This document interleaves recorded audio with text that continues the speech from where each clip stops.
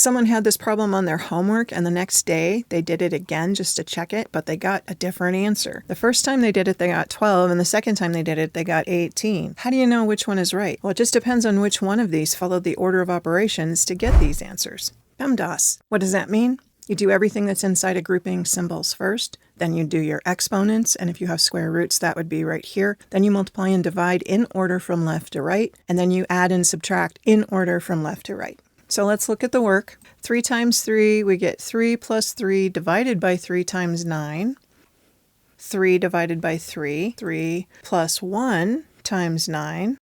1 times 9 is 9, so we get 3 plus 9, and so that's the 12. For this one, we're going to start with the 3 times 3, because everybody remembers you have to start with parentheses. That's usually not a problem.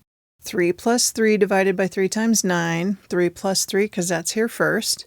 6 divided by 3 times 9. Then we do 6 divided by 3. We get 2 times 9, and that's how you get the 18. All right, which one of these followed the order of operations? Well, they did the same thing in the first line, so we got to look at the second line. You're not supposed to add before you do this division. You got to do all the dividing and multiplying before you can add and subtract. So this is the violation of the order of operations, which means that 12 is the right answer. You ready for the next one? Here it is.